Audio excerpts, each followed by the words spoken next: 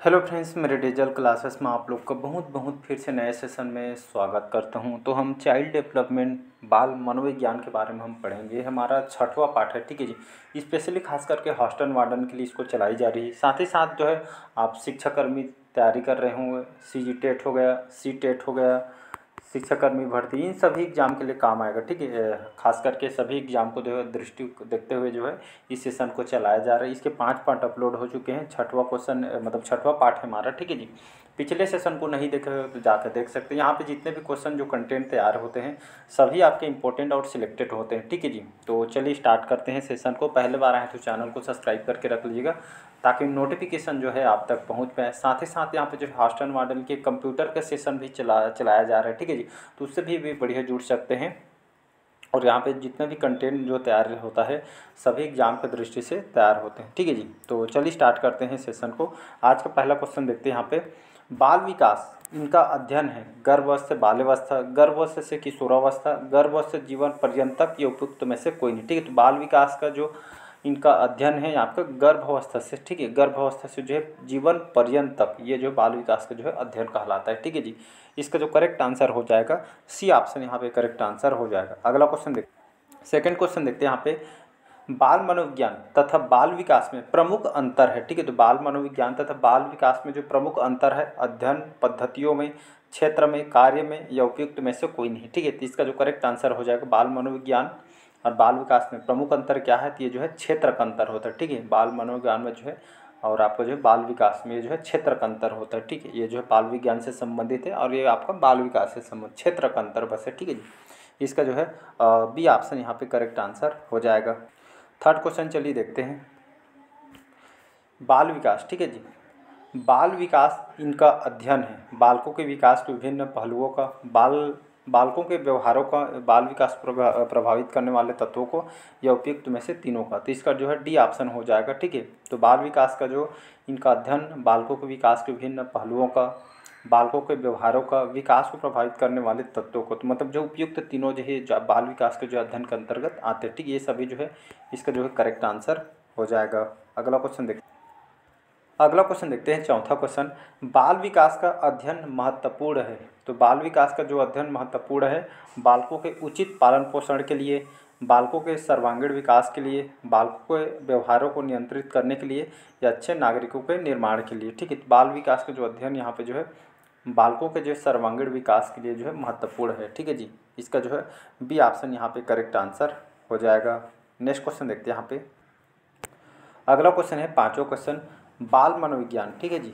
बाल मनोविज्ञान तथा विकासात्मक जो है जो मनोविज्ञान में अंतर या डिफरेंट क्या होता है, ठीक है। तो बाल मनोविज्ञान तथा विकासात्मक जो मनोविज्ञान में डिफरेंट क्या होता है, अंतर क्या होता है, क्षेत्र में, उद्देश्य में, दृष्टिकोण में या उपयुक्त तीनों में, ठीक है। ये जो है इसका डी ऑप्शन करेक्ट आंसर हो जाएगा। तो बाल मनोविज्ञान और जो विकासात्मक मनोविज्ञान में क्षेत्र का भी अंतर होता है, उद्देश्य और दृष्टिकोण के दृष्टि से भी जो है डिफरेंट होता है, ठीक है जी।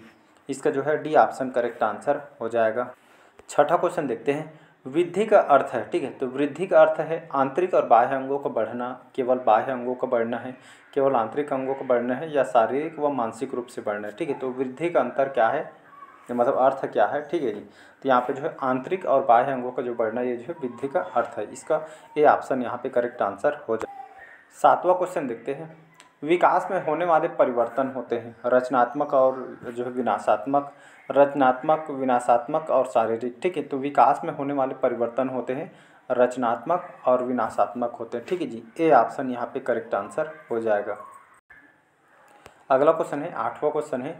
विकास के क्षेत्र हैं शारीरिक, मानसिक, सामाजिक या तीनों, ठीक है। तो विकास के क्षेत्र ये है शारीरिक, मानसिक और सामाजिक, मतलब उपयुक्त तीनों जो है विकास के क्षेत्र के अंतर्गत आते हैं, ठीक है। डी ऑप्शन जो है करेक्ट आंसर हो जाएगा। अगला क्वेश्चन चलिए बढ़ते हैं। हरलाख के अनुसार, ठीक है, हरलाख के अनुसार शैशवावस्था है, ठीक है। तो हरलाख के अनुसार शैशवावस्था है जन्म से 2 वर्ष तक, जन्म से 2 सप्ताह तक, गर्भाधान से 2 सप्ताह तक या गर्भाधान से 2 वर्ष तक, ठीक है। तो हरलाख के अनुसार शैशवावस्था, ठीक है, ये कई बार एक क्वेश्चन आया है। तो हरलाख के अनुसार शैशवावस्था आपका जन्म से 2 सप्ताह तक, ठीक है, जन्म से 2 सप्ताह तक जो है शैशवावस्था कहलाती है, ठीक है जी। बी ऑप्शन यहाँ पे करेक्ट आंसर हो जाएगा। बढ़ते हैं अगला क्वेश्चन 10वां क्वेश्चन तरफ।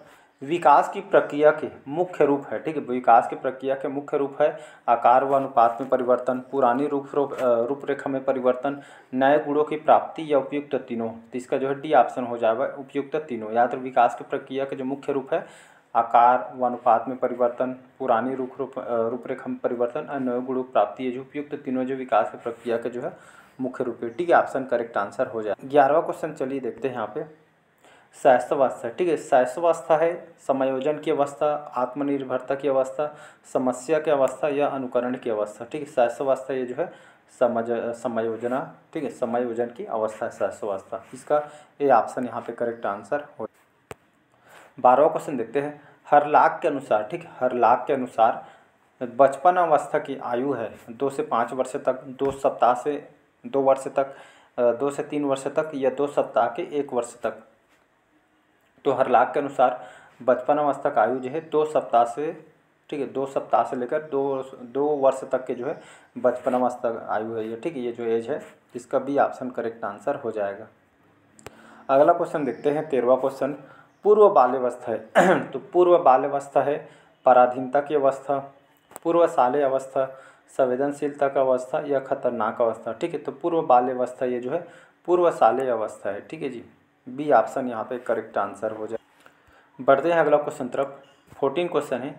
किशोरावस्था वह अवस्था है जो लगभग होती है 2 से 20 वर्ष तक, 3 से 2 वर्ष तक, 6 से 8 वर्ष तक या 2 से 8 वर्ष। तो यहाँ पे किशोरावस्था जो है वह अवस्था जो लगभग होती है 3 से 2 वर्ष तक के जो है ये जो है किशोरावस्था है, ठीक है जी, याद रखिएगा बी ऑप्शन। यहाँ पे ऑप्शन में कई बार देखे होंगे ये यहाँ पे 2 वर्ष तक यहाँ पे रहेगा, ठीक है। ऑप्शन में 3 न देखिए 2 वर्ष तक यहाँ पे 0 से 2 वर्ष ऐसे दिया रहेगा, तो कन्फ्यूज नहीं होना है। 2 वर्ष तक के जो है किशोरावस्था जो है होती लगभग, ठीक है जी, तो इसका बी ऑप्शन करेक्ट आंसर हो जाएगा। चलिए अगला क्वेश्चन देखते हैं। 2 वर्ष के अंत तक बच्चों के कितने दांत निकल आते हैं, ठीक है, 2 वर्ष के अंत तक बोला जा रहा है, ठीक है, बच्चों को कितने दांत निकल 10, 15, 20 या 24। तो 2 वर्ष के अंत तक बच्चों के जो है कितने दांत निकल आते हैं, तो लगभग 20 दांत जो है इसके जो है निकल आते हैं, सी ऑप्शन करेक्ट आंसर हो। अगला क्वेश्चन है 16वां क्वेश्चन है। पूर्व बाल्यावस्था होती है, ठीक है, तो पूर्व बाल्यावस्था जो है 2 से 5 वर्ष, 2 से 6 वर्ष, 3 से 5 वर्ष से बहुत ज़्यादा, ठीक।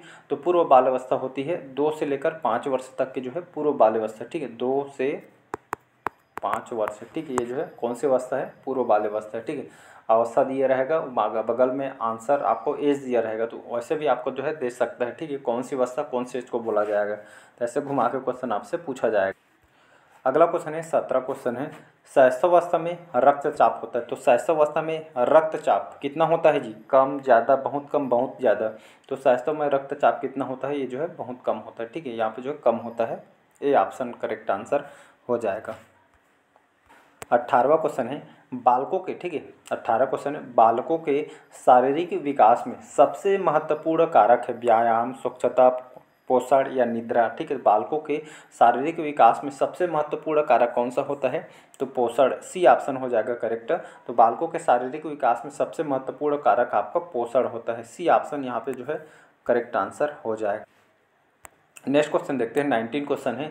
लंबाई की, ठीक है जी, लंबाई की वृद्धि पर प्रभाव पड़ता है पिट्यूटरी ग्रंथि का, थायराइड ग्रंथि का, क्लोम ग्रंथि का या प्रजनन ग्रंथि का, ठीक है जी। तो यहाँ पे जो है लंबाई की वृद्धि पर प्रभाव पड़ता है पिट्यूटरी ग्रंथि का, ठीक है जी। तो याद रखें जो लंबाई होता है, ठीक है, जो बढ़ाई एज के साथ जो है लंबाई भी बढ़ती जाती है, तो इसी तरह लंबाई की वृद्धि पे जो है किसका प्रभाव पड़ता है, तो पिट्यूटरी ग्रंथि का जो यह जो प्रभाव यहाँ पर देखने को मिलता है, ठीक है, डेवलप होता है कहने का मतलब, ठीक है। तो इसको याद रखिएगा, ये ऑप्शन यहाँ पे करेक्ट आंसर हो जाएगा। चलिए आज का लास्ट क्वेश्चन अगला और लास्ट क्वेश्चन है 20वां क्वेश्चन है, ठीक है। क्रियात्मक विकास का अर्थ है, ठीक है, तो क्रियात्मक विकास का अर्थ है मांसपेशियों में जो मांसपेशी में नियंत्रण, मांसपेशी में उचित संयोजन, मांसपेशियों का एकीकरण या डी है उपयुक्त सभी, ठीक। क्रियात्मक विकास का अर्थ क्या है, उपयुक्त सभी, ठीक है। मतलब जो है क्रियात्मक विकास में जो है मांसपेशी में जो है नियंत्रण, मांसपेशी में उचित संयोजन, मांसपेशियों का जो एकीकरण, ये जो क्रियात्मक विकास का अर्थ है, ठीक है जी। तो इसका ABCD मतलब जो उपयुक्त सभी इसका जो है करेक्ट आंसर हो जाएगा, ठीक है जी। इसका डी ऑप्शन करेक्ट आंसर हो जाएगा। चलिए, तो आज का सेशन हम यहीं तक रखते हैं। कैसा लगा सेशन कमेंट करके ज़रूर बताइएगा, ठीक है जी।